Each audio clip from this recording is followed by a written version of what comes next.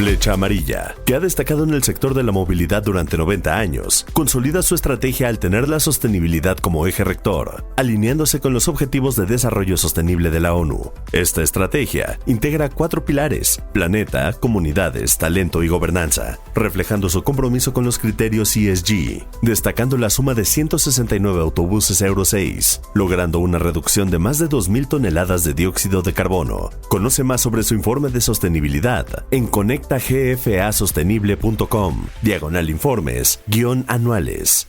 Expansión Daily. Lo que hay que saber. La reducción de la jornada laboral enfrenta resistencia del sector automotriz. Las organizaciones criminales se multiplicaron en 25 años y desataron una ola de violencia, y la adicción a las redes sociales sí modifica tu cerebro. Es martes 25 de noviembre. Yo soy Mónica Alfaro y esto es Expansión Daily. Esto es Expansión Daily. Lo que hay que saber. Lo importante del día con los editores de Expansión. Expansión Daily. Lo que hay que saber. Bienvenidos. Te doy la bienvenida a este episodio de Expansión Daily. Activa las notificaciones de este podcast para que no se te pase ninguno de nuestros episodios. Hoy está conmigo Ivette Rodríguez, editora de empresas en Expansión. Ivette, qué bien tenerte por acá para hablar de estos temas que vienen cargaditos hoy. Sí, muchas gracias, Mon. Oye, pero antes de empezar con la información del día, traigo una recomendación para quien esté pensando en emprender o quien ya tenga un negocio que quiera crecer, y es que no dejen de explorar la idea de vender en línea. Y a lo mejor me van a decir, pues, ¿qué obviedad nos estás diciendo? Porque pues eso ya es un must, ya no es nada novedoso. Sin embargo, si no saben por dónde empezar, pues les cuento que el episodio de esta semana de Cuéntame de Economía trae los mitos de vender en Amazon, así que no se lo pierdan. Correcto, y el episodio explica cómo funcionan las ventas en línea en esta plataforma, sin importar si vas empezando o si ya le sabes al e-commerce. Así que la liga, como siempre, se deja en la descripción de este episodio. Y vamos a empezar, Ivette, porque la información de empresas viene movida hoy. Hablemos de la tan escuchada reducción de la jornada laboral a 40 horas, porque a ver en qué va. El debate está avanzando hacia el Senado, pero el sector automotriz, que tú lo conoces muy bien, lo está recibiendo, con una mezcla entre mucha cautela, que se entiende, y también mucha tensión, porque están temiendo que este ajuste en los tiempos altere engranes que hoy funcionan al límite. Sí, ¿por qué decimos que funcionan al límite? Pues porque esta es una industria que opera bajo un concepto denominado just in time. ¿Y qué quiere decir esto?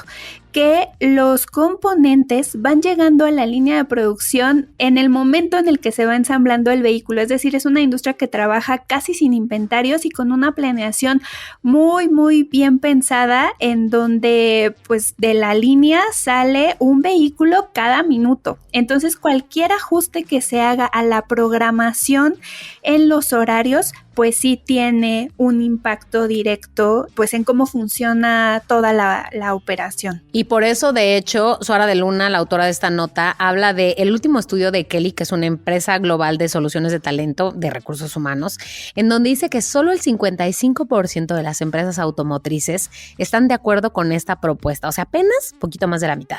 Cerca del 28% está parcialmente de acuerdo y poco menos del 10% rechaza abiertamente la medida. Y hay 8% que dice que no tiene una postura definida. ¿Cómo se explica eso? A ver, la directora de Recursos Humanos de Kelly México, Norma Godínez, dice que el dilema no está en si se debe o no cambiar, sino en cómo hacerlo, porque las armadoras pueden optar por, invertir en más personal, rediseñar turnos, pero también está lo de absorber el costo operativo o confiar en esta idea de que el mejor equilibrio entre trabajo y descanso va a terminar elevando la productividad sin una reestructura tan costosa. Sí, así es. Y es que hay ya estudios que demuestran que una persona que tiene una jornada un poco menos demandante puede ser más productiva gracias a que tiene estas pausas de descanso y esta oportunidad para poder despejar la mente. Sin embargo, en la industria manufacturera todavía la productividad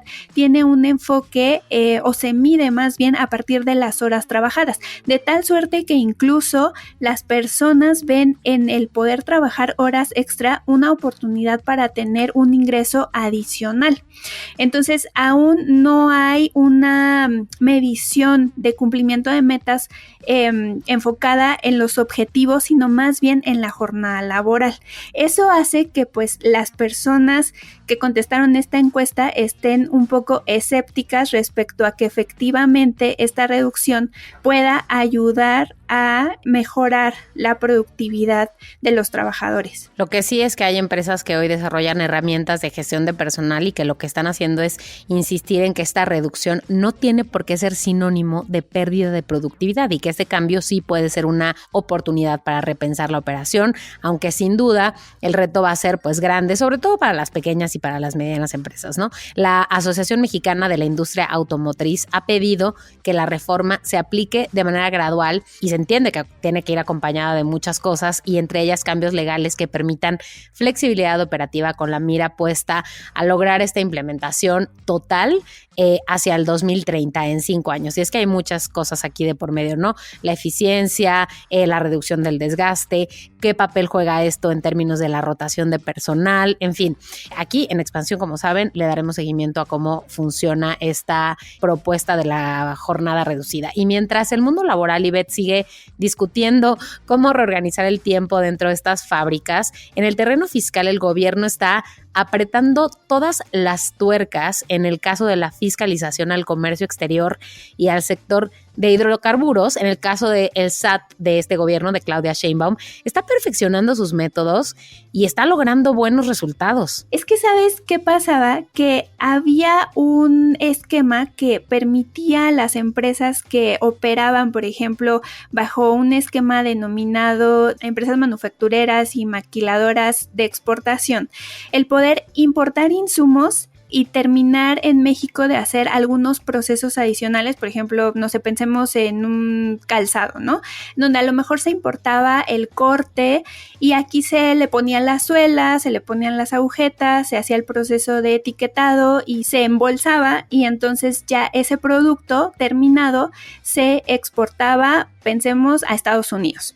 Entonces ahí la lógica era que no tenías que pagar impuestos al momento de importar los insumos, porque de todos modos lo ibas a exportar y era un producto que no se iba a quedar en el país. Entonces, ¿para qué hacías todo el trámite burocrático si de todos modos pues eso salía, ¿no?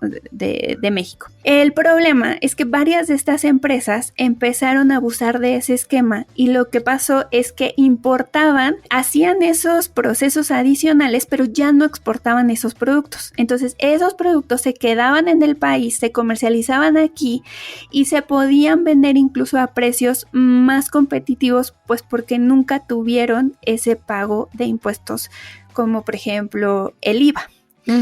Entonces el gobierno se empezó a dar cuenta de eso y dijo, a mí no me vas a estar viendo la cara porque aquí vamos a fiscalizar más cómo se está utilizando este esquema y entonces ahí ya hubo ciertas cancelaciones para ciertas industrias, por ejemplo calzado fue una de ellas en donde dijeron, a ver, ya se acabó eso de que voy a importar y no pago impuestos, no.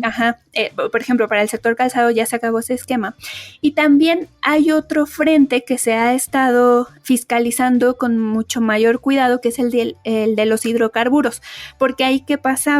Que se importaban gasolinas o diésel bajo otras fracciones arancelarias, es decir, por ejemplo, llegaba un cargamento de gasolina y diésel y se decía, es lubricante, y como los lubricantes pagan menos impuestos, pues entonces entraba esos productos bajo un concepto que empezamos a conocer como huachicol fiscal, es decir, meter gato por liebre, ¿no? Bueno, o sea, internar una cosa diciendo que es otra. Claro, y estas justo medidas de fiscalización ya han estado teniendo resultados. A ver, tan solo entre enero y septiembre del año pasado se recaudaron por estas revisiones a contribuyentes relacionados con el sector, por ejemplo, de hidrocarburos que estabas diciendo, más de 207 mil millones de pesos, que es el monto más alto del que Hacienda tiene registro en el mismo periodo. Además están las cifras de Hacienda, de la Secretaría de Hacienda, que entre enero y septiembre de este año, la meta para la eficacia de fiscalización en el caso de comercio exterior era de 86% de cumplimiento.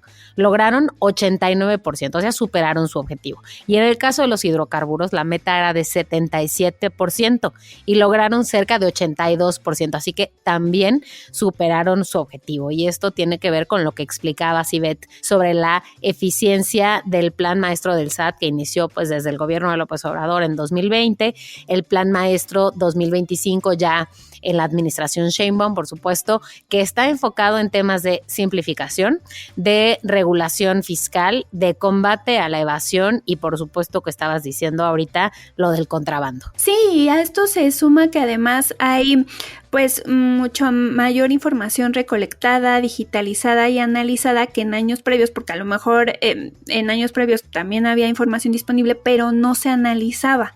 Entonces ahora que el gobierno pues está tratando de elevar la recaudación fiscal, ha puesto mucho mayor atención en este tipo de datos, realiza mayores revisiones y también auditorías. Sí, esto obviamente deja recursos nada despreciables al erario público, o sea, esto es señal de que el SAT se ha puesto con mucho control, con mucha fiscalización para tener, varias estrellitas apuntadas ya, pero Ivette, hablemos de un ámbito en el que el Estado no ha logrado ponerse las mismas estrellitas, no ha logrado contener, que es el crecimiento de las organizaciones criminales en México, que se han multiplicado en 25 años y han desatado una ola de violencia que se vive en todos los estados del país. ¿Y qué datos respaldan esto? México pasó de tener 7 grandes cárteles a 150 organizaciones delictivas en estos 25 años. Obviamente esto ha elevado el nivel de violencia y dio ola a nuevos grupos criminales. Sí, y la razón de esta fragmentación de las organizaciones criminales pues obedece a varias causas, ¿no? O sea, la primera de ellas tiene que ver con que la estrategia que se impulsó desde el gobierno federal fue, por decirlo así, el descabezamiento de las organizaciones, es decir, hubo un enfoque en capturar a las cabecillas de las bandas. Sin embargo, esto lo que generó es fractura dentro de estos grupos y lejos de que se desintegraran justo, surgían nuevos, ¿no? O sea, esa fue la primera razón. En segundo lugar, es que al interior de una organización se creaba otra, y un ejemplo de eso sucedió con los Zetas que surgieron del Cártel del Golfo. Y la tercera razón tiene que ver con traiciones dentro de la agrupación original y rompimientos, como sucedió en el caso del surgimiento de los Beltrán Leiva después de la captura de Alfredo Beltrán Leiva, cuyo hermano Arturo pues acusó a los socios del Chapo Guzmán y del Mayo Zambada de entregarlo a Estados Unidos. Entonces hubo una ruptura dentro de la agrupación y se crearon nuevas organizaciones. Por supuesto que hay otros factores que han ayudado a esta multiplicación de la violencia, que es la omisión de las autoridades que les ha permitido operar, las ganancias que los mercados ilícitos generan.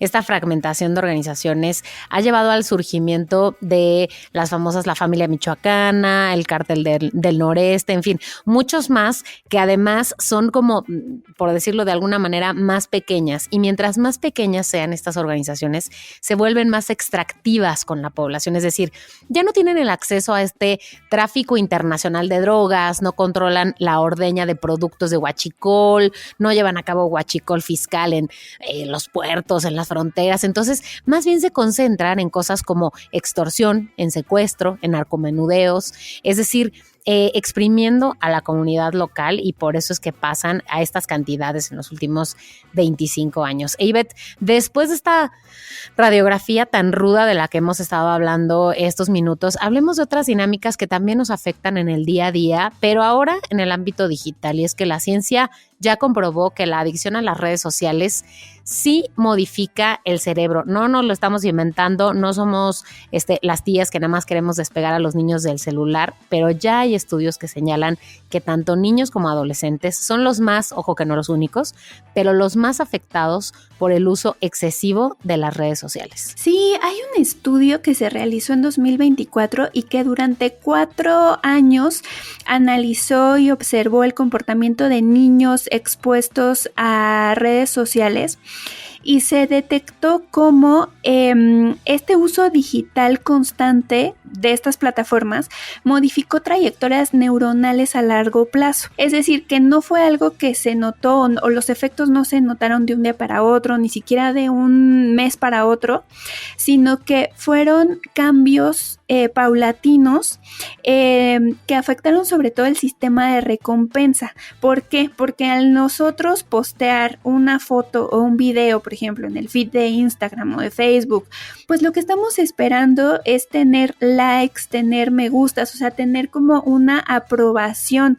por parte de nuestra red de contactos. Uh-huh. Y cuando no tenemos esa aprobación, pues nos volvemos más sensibles, o sea, tenemos una sensación de frustración e incluso eso puede tener impactos negativos, por ejemplo, en la autoestima y en una constante necesidad de aprobación. O sea, nos acostumbramos a nosotros posteamos y necesitamos una recompensa. Sí, y ya se ha demostrado que el uso excesivo de estas redes, de las redes sociales, está asociado con cambios en la amígdala y el cuerpo estriado. Es decir, estamos hablando de 2 regiones clave en la regulación emocional que después tienen sus propias consecuencias cuando somos adultos, porque de hecho la American Psychological Association ya señaló que las redes sociales condicionan y moldean la forma en la que el cerebro anticipa placer y amenaza, no solo el placer que ya decías, y que dejan marcas duraderas, especialmente cuando hablamos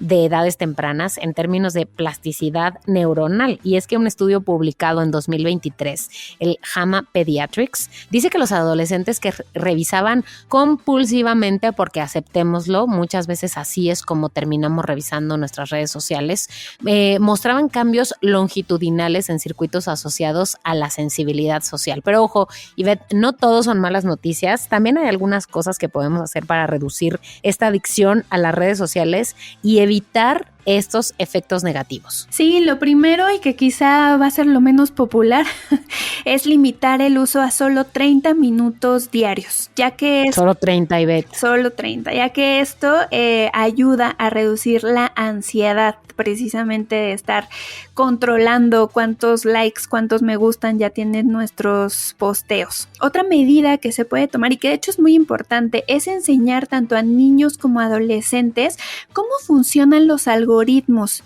y cómo esto puede perpetuar o reforzar ciertos sesgos e incluso favorecer contenidos que generan ira, ansiedad y polarización.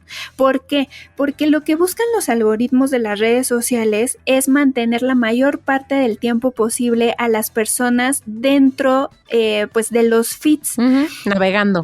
Navegando, o sea, que no se salgan. ¿Y cómo se logra esto? Pues muchas veces tiene que ver con generar emociones primigenias, o sea, enojo, ira, y pensemos de pronto que, no sé, nos muestran un tweet. O sea, el algoritmo ya detectó que hay cierta postura política que nos molesta, ¿no? O que hay cierto tema que nos genera ira o enojo, descontento, uh-huh. Nos lo muestra, porque sabe que vamos a ser muy propensos a querer comentar, a querer, pues sí, pelear ahí un poco, y luego ¿qué pasa? La otra persona contesta y nosotros volvemos a contestar y ya nos enganchamos ahí.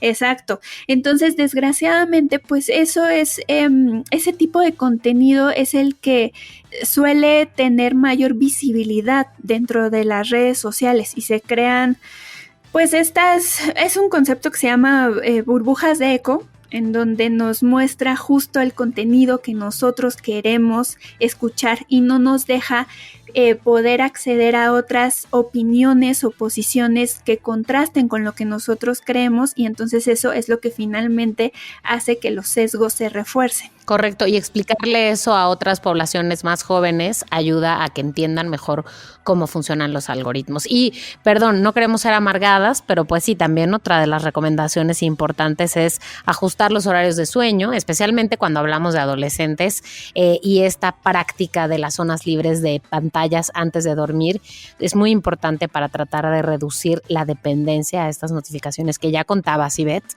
Y para sorpresa de nadie, hacer actividad física regular tiene un efecto físico, neuroprotector en los circuitos de control ejecutivo que nos ayuda a gestionar mejor el uso de plataformas. Sé que cuesta trabajo y suenan recomendaciones muy difíciles en la vida que llevamos en el 2025, pero es lo que es. Pero Ivette, después de tantos datos que nos han hecho, la verdad, fruncir el ceño, también, por favor, demos un espacio para una buena noticia.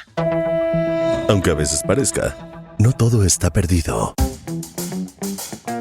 Y es que la noticia de cuando una empresa mexicana encuentra terreno fértil para crecer, no solo en México, sino en Estados Unidos, sin duda termina siendo un caso de éxito, como es el caso de la Moderna, que hoy atraviesa una fase de expansión en ambos países, México y Estados Unidos, en un momento en que la verdad el mercado de alimentos pues sí está estable, pero no tiene crecimientos tan grandes, y en Estados Unidos están enfocados en un mercado de nostalgia, es decir, mexicanos que viven allá y que quieren recordar sus infancias, pero también ya le están entrando a consumidores no latinos y están logrando entrarle bien al mercado de los estadounidenses. Sí, con los macarrones, los famosos mac and cheese que allá gustan mucho, pues justo la Moderna está creciendo en esta categoría, además de otras, por ejemplo, espagueti o como decías tú, ¿no? Estos tipos de pasta muy consumidos o muy arraigados en la comunidad latina, como la sopa de letras, el codito, el fideo. Y es que fíjate que justo es una categoría muy consolidada, porque de hecho en México el 99% de las familias adquieren algún tipo de pasta a lo largo del año. Y de hecho se calcula que hacen 25 compras de productos de este tipo cada año. Entonces, aunque hay muchas variedades de pasta, son 3 los formatos que concentran la mayor cantidad de las ventas. El primero de ellos es el espagueti, con el 30%, el fideo con el 23% y el codito con el 15%. De hecho, la Moderna busca capitalizar un mercado que se prevé que va a crecer, tal vez uno parecería que no es mucho, pero que prevé crecer 5% hacia 2030, con un gasto per cápita de casi $27. Además, Ivette, se prevé que el consumo de pasta por persona va a cerrar este año en casi 11 kilos. O sea, esto demuestra que la pasta está siendo, estamos siéndole muy fieles a la pasta. Por ahora nos vamos con esta buena noticia para una empresa mexicana, pero Ivette, gracias por haber estado hoy en el Expansión Daily. Muchas gracias, y a ti que nos escuchaste, recuerda que toda la información sobre estos y otros temas están disponibles en expansión.mx y que leemos tus comentarios en las redes sociales de Expansión en @expansiónmx. Nos escuchamos mañana.